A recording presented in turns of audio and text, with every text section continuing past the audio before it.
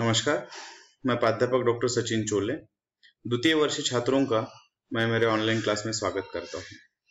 हमने last lecture में देखा कि संत कबीर जी के दोहों में उन्होंने गुरु का महत्व, सत्संगति का महत्व, विरह की भावना, जाति भेद का विरोध, यह सब हमने लास्ट लेक्चर में देखा है। तो आज हम देखेंगे संत तुलसीदास के हमें पद यहाँ पर दिए गए हैं, उसका अध्ययन आज हम करेंगे। तो सबसे पहले हम संत तुलसीदास का थोड़ा सा परिचय हम यहाँ पे देखते हैं कि संत तुलसीदास कौन थे, उनका जन्म कब हुआ, कहाँ हुआ और उनकी मृत्यु के बारे में जानकारी हम लेंगे। संत तुलसीदास यह हिंदी साहित्य के जो प्रातिनिधिक कवि माने जाते हैं। उनका नाम था तुलसीदास, यानी उनको गोस्वामी तुलसीदास कहा जाता था। हिंदी साहित्य के आकाश के एक चमकीले नक्षत्र के रूप में इनको हमेशा याद किया जाएंगे। ठीक है, एक आकाश में जैसे तारे चमकीले रहते हैं, उस तरह से हिंदी साहित्य के आकाश का एक चमकीला नक्षत्र के रूप में इनको याद किया जाएगा। तुलसीदास भक्ति काल की सगुण भक्ति धारा के राम भक्ति शाखा के प्रतिनिधि कवि थे। तो इनका संक्षिप्त में अगर हम जीवन परिचय देखते हैं तो उनका पूरा नाम था गोस्वामी तुलसीदास। इनका जन्म हुआ 1532 संवत 1589, राजापुर उत्तर प्रदेश में इनका जन्म हुआ। मृत्यु सन 1623 में हुआ, संवत 1680 काशी में इनकी मृत्यु हुई है।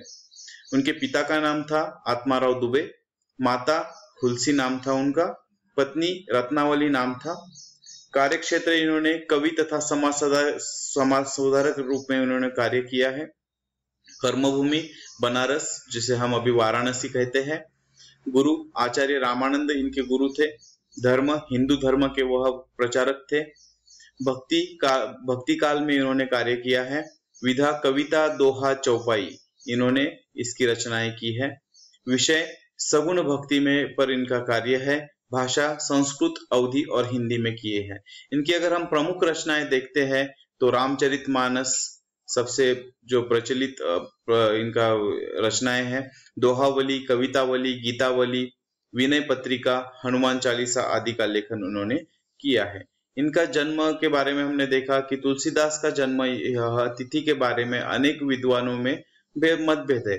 अलग अलग विद्वानों के अनुसार उनका जन्म क्रमशः 1497 ईस्वी सन, 1511 ईस्वी सन, 1532 में श्रावण मास शुक्ल पक्ष की सप्तमी की तिथि को हुआ था। हालांकि उनकी मृत्यु को लेकर भी एक मत नहीं है। उनकी मृत्यु 1623 में हुई थी। तुलसीदास एक कवि, एक राम भक्त तथा एक समाज सुधारक थे। तीनों रूपों में एक साथ मान्यता इनको दी गई है। तुलसीदास का लिखा हुआ श्रीराम को समर्पित श्री रामचरितमानस वाल्मीकि रामायण का एक ऐसा अवधी भाषानुवाद है जिसमें अन्य भी कई कृतियों से महत्वपूर्ण सामग्री समाहित की गई है। श्री रामचरितमानस को समस्त उत्तर भारत में बड़ी भक्तिभाव से पढ़ा जाता है। इसके बाद विनय पत्रिका और हनुमान चालीसा भी तुलसीदास कृत अन्य महत्वपूर्ण कविताएं हैं। ऐसे एक चमकता हुआ तारा हमारे तुलसीदास जी है। इनके कुछ दोहों का वर्णन हमें इसमें दिया गया है। इस अभी जो हम पढ़ने वाले हैं हमारे पाठ्यक्रम में इनके कुछ दोहे हमें दिए गए हैं। तो संत तुलसीदास जी के दोहों का अध्ययन हम अभी शुरू करते हैं। ठीक है, संत तुलसीदास यह बहुत बड़े राम भक्त थे। इनकी राम भक्ति प्रचलित है। इन्होंने राम जी का भक्ति में अपने खुद का जो जीवन है वह व्यतीत कर दिया था। इनके पदों में भी राम भक्ति हमें दिखाई देती है। प्रस्तुत जो पद है वह रामचरितमानस इस ग्रंथ में से लिए गए हैं। ठीक है, रामचरितमानस में 7 कांड है। उसमें से हमारे सिलेबस में ये जो पद यानी दोहा जो लिया गया है, इसमें जो आरण्य कांड है उसमें से यह पद लिए गए हैं। जब प्रभु श्री राम यह सीता मैया की खोज करते समय अपने भाई लक्ष्मण के साथ जब जंगल में घूम रहे थे, तब प्रभु श्री राम माता शबरी से जब मिलने चले गए। माता शबरी हमें रामायण में पता है। जब वह माता शबरी से मिलने जाते हैं तब माता शबरी यह मत्तंग ऋषि की शिष्या थी और वह शबरी जो है प्रभु रामचंद्र की यह बहुत बड़ी भक्त है और शबरी जी की जो कहानी है वह रामायण में बहुत ही चर्चित है। वह रामायण में बहुत ही चर्चित है। हम सबको पता है कि शबरी की कहानी और राम जी की कहानी है और वह कितनी बड़ी राम जी की भक्त थी। तो राम प्रभु जब शबरी के पास जाते हैं अपने भाई लक्ष्मण के साथ, तब इन पदों में वहां जाने के बाद शबरी के साथ जो प्रसंग हुआ, शबरी किस तरह से खुश हुई, राम जी को पाने के बाद, वह देखने के बाद, उनके दर्शन के बाद वह किस तरह से अपनी भावनाएं व्यक्त करती है, इसका वर्णन और उस प्रसंग का वर्णन वहां पे इस दोहो के माध्यम से हमें दिया गया है। तो वो आगे कहते हैं, तुलसीदास जी कहते हैं, प्रेम मगन मुख वचन न आवा, पुनि पुनि पद सरोज सिर नावा, सादर जल है चरण पखारे, पुनि सुंदर आसन बैठारे। जैसे प्रभु रामचंद्र और लक्ष्मण वहां शबरी के पास जाते हैं, शबरी ने उन्हें देखा है। शबरी, हमने जब कबीर जी के इसमें विरह की भावना में देखा है कि शबरी किस तरह से प्रभु रामचंद्र की दर्शन के लिए की आस लेकर वहां पे बैठी है। उसने जीवन भर प्रभु रामचंद्र के दर्शन की आस रखी है और वह प्रभु रामचंद्र को की एक झलक देखने के लिए तरसती है। हर आने वाले राहगीर को वह कहती है कि आपने प्रभु राम जी को देखा है, वो कैसे है, कैसे दिखते हैं, मुझे उनको एक बार देखना है, एक बार दर्शन करना है। मगर अब साक्षात प्रभु रामचंद्र उनके सामने खड़े हैं। वह बहुत ही खुश होती है। वह उनका जो श्रेष्ठ रूप है, उनका श्रेष्ठ रूप वह देख रही है, जिसके दर्शन के लिए वह विरह में थे। प्रभु राम जी का सुंदर सा रूप देख रही है, तो उनका रूप उनको दिखाई दे रहा है। उनके सिर पर एक बहुत अच्छा मुकुट है, उनकी बाहु है वह बहुत सारी बलशाली है, उनके चेहरे पर प्रखर सा तेज है, गले में पुष्पों की माला है और वह ऐसा तेजस्वी और मनमोहक दृश्य जब वह कौन शबरी देखती है और प्रसन्नता से, भक्ति भाव से वह अपने प्रभु के दर्शन वहां पर ले रही है। प्रेम मगन मुख वचन आवा, पुनि पुनि पद सरोज सिर नावा, सादर जल है चरण पखारे, पुनि सुंदर आसन बैठारे। ठीक है, तो वह भक्ति की भावना में तृप्त हो गई है, अपने प्रभु का वह दर्शन कर रही है और वह पुनः पुनः अपने प्रभु के दर्शन ले रही है, उनके पैर छू रही है, उनको विनती कर रही है कि आओ पधारो मेरे घर में, आपका स्वागत है। उनका स्वागत वह कर रही है और वह दिखा रही है कि वह उनसे कितना सारा प्रेम करती है और उन्होंने प्रभु राम जी की कितनी आस तथा उनकी जो राह दी। शबरी बहुत खुश है, वह शबरी माता बहुत खुश है, वह प्रभु राम जी के दर्शन से तृप्त हो गई है और वह उनके रूप देखकर तृप्तता से उनके दर्शन पुनः ले रही है। सादर जल है चरण पखारे, पुनि सुंदर आसन बैठारे। वह प्रभु जी के जल सादर करके उनके पैर धोती है, उनकी सेवा करती है, क्योंकि उसके जीवन का अब ध्येय जो है वह ध्येय पूरा हो गया है और वह जल सादर करके उनकी सेवा करके और प्रभु जी को और लक्ष्मण जी को बैठने के लिए एक सुंदर सा आसन वह वहां पर देती है। वह बहुत खुश है क्योंकि प्रभु राम जी के दर्शन के लिए जिसने जीवन भर उनकी राह देखी है, उनके विरह में जी रही थी, वो साक्षात प्रभु रामचंद्र उनके सामने बैठे हैं। आज वह धन्य हो गई है। उनके बैठने के बाद शबरी आगे कहती है, कंद मूल फल सुरत अति, दिए राम कहूं आनी, प्रेम सहित प्रभु खाए बार बार बखानी। आगे उनके बैठने के बाद, आसन देने के बाद वह प्रभु राम जी की सेवा कर रही है। उसने बहुत मीठे मीठे फल प्रभु राम जी के लिए लाए हैं।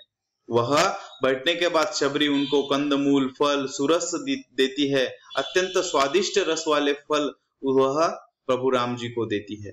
प्रभु राम जी बड़े प्रेम से उसकी भक्ति पर प्रभावित होकर वह फल खा रहे हैं।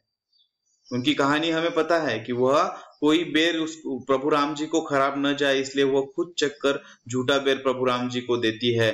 फिर भी प्रभु राम जी उसके भक्ति भरे बेर को नाकारते नहीं है, वह झूठे बेर भी खा लेते हैं।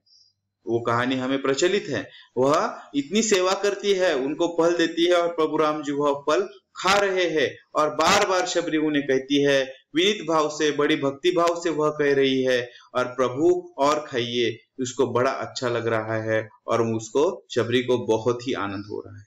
एक आध हमारे प्रिय व्यक्ति जिसकी हमें मिलने की आस है, वो मिलने के बाद हम उसकी जितनी सेवा करते हैं उतना आनंद मेरी आत्मा को मिलता है, हर एक की आत्मा को मिलता है, उसी से वह तृप्त हो गई है। हमें पता है शबरी प्रभु राम जी की कितनी बड़ी भक्त थी। उनको प्रभु राम जी जब साक्षात सामने आए हैं तो वह अत्यंत खुश हो रही है प्रभु राम जी के लिए। उसको क्या करूं क्या नहीं, उनको कहाँ रखूं, उनकी क्या क्या सेवा करूं, यह भावना उसके मन में आ रही है। वह अत्यंत ही उत्साही हो रही है, अत्यंत उत्साही वहां पे है।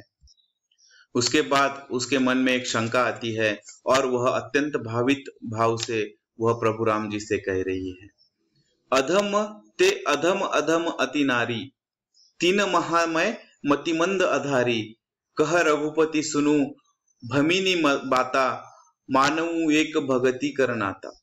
वह प्रभु राम जी से कह रही है कि अत्यंत भाविक हो गई है। प्रभु राम जी इतने बड़े प्रभु है और वह एक गरीब निम्न जाति की एक औरत है। वह कहती है कि वह प्रभु राम से कह रही है, हे प्रभु मैं बहुत अधम हूँ, निम्न जाति की हूँ और उसमें नारी हूँ। नारी को दुय्यम स्थान है और उसके विपरीत वह निम्न जाति की नारी है, तो मेरा कुछ भी स्थान नहीं है। और नारी को बहुत ही अधम माना गया है, निम्न जाति की नारी को बहुत ही अधम माना गया है, निम्न दर्जा उसे दिया गया है। इसलिए प्रभु मैं तुम्हारी भक्त हूँ लेकिन बहुत अधम हूँ, मेरी जाति निम्न है, मैं बहुत ही निम्न हूँ और मैं मतिबंध में हूँ, मुझे कुछ समझ में नहीं आता है। वहां पे वह लज्जित होकर कह रही है, प्रभु मैं दिल से आपसे प्यार करती हूँ, मैं आपसे प्रेम करती हूँ, आपकी भक्ति करती हूँ, सच्चे दिल से भक्ति करती हूँ, मगर प्रभु एक प्रश्न है कि मैं अधम हूँ, निम्न जाति की स्त्री हूँ, मुझे दुय्यम स्थान है, क्या मैं आपके भक्ति के लायक हूँ? इस तरह का प्रश्न वहां पे शबरी श्री राम जी से करती है और उसमें से वह मतिमंद है, उसे कुछ समझ में नहीं आता है। तो वह श्री प्रभु राम जी को सवाल कर रही है कि मैं क्या करूं, उतना मुझे ज्ञान नहीं है, मैं अज्ञानी हूं। इस तरह से वह प्रभु राम जी के सामने भक्ति भाव से विनती कर रही है, क्या मेरी भक्ति सही है, क्या मैं आपके भक्ति के लायक हूँ, क्या आप मुझ पर प्रसन्न हो सकते हो, मैं साधारण निम्न जाति की स्त्री हूँ। और तब प्रभु वहां पर उसको हंसकर कहते हैं, भक्त मेरा जो भक्त है उसे जाति पाति से कोई लेना देना नहीं है, मुझे मेरे भक्त की जाति पाति से कोई लेना देना नहीं है, जाति धर्म गोत्र से मुझे कुछ लेना देना नहीं है, उस पर आधारित मेरी भक्ति नहीं है। जाति पाति और निम्न जाति स्त्री उच्च नीच इस पर आधारित प्रभु राम जी की भक्ति नहीं है, ऐसा प्रभु वहां पे कहते हैं। मेरे भक्त के जो मार्ग है वो अलग अलग मार्ग है, मेरे भक्ति के मार्ग अलग अलग है, इसलिए जाति पाति के चीजें मेरे लिए बहुत निम्न है। जो जाति पाति को मानता है वह मेरा भक्त नहीं है। पवित्र भक्तों को ही मैं श्रेष्ठ मानता हूँ, जो मेरी भक्ति स्वच्छ मन से करता है उसी से मैं प्रेम करता हूँ। इस तरह की भावना और भक्ति का महत्व वहां पर प्रभु राम जी शबरी को बताने वाले हैं। अगले दोहों में उन्होंने उसकी बात काटी है कि मुझे जाति पाति का, वर्ण भेद का तथा स्त्री पुरुष का, उच्च नीच का कोई भी भेदभाव नहीं है। जो मेरी सरल मन से भक्ति करेगा वही उसे ही मैं प्रसन्न होऊंगा और वही मेरा सही भक्त रहेगा। इस तरह से प्रभु राम जी शबरी को कहने वाले हैं। और अगले दोहों में, इन दोहों में हमें देखा है कि वह कितनी खुश है और वह प्रभु राम जी की सेवा किस तरह से करती है। और वह ये भी प्रभु राम जी से विनती कर रही है कि मैं ऐसे निम्न जाति की हूँ, ऐसी दिखती हूँ, स्त्री हूँ और मेरा स्थान निम्न है, फिर भी मैं आपकी भक्ति कर सकती हूँ क्या। तो आगे चलकर प्रभु राम जी क्या करते हैं कि शबरी को जो उनके भक्ति के जो 9 नियम हैं, वह 9 नियम वह शबरी को बताते हैं। और वह किस तरह से नवधा भक्ति है, जो नवधा भक्ति किस मार्ग पर है, कौन कौन से मार्ग का अनुकरण उसमें करना है, वह नवधा भक्ति का मार्गदर्शन आगे प्रभु जी हमें करने वाले हैं। अगले दोहों में हम उसका मार्गदर्शन, वह जो नवधा भक्ति के मार्ग है, अगले दोहे हम अगले भाग में देखते हैं। धन्यवाद। आशा करता हूं कि यह 2 दोहे आपको समझ में आ गए होंगे। अगले दोहे हम दूसरे भाग में देखते हैं। धन्यवाद।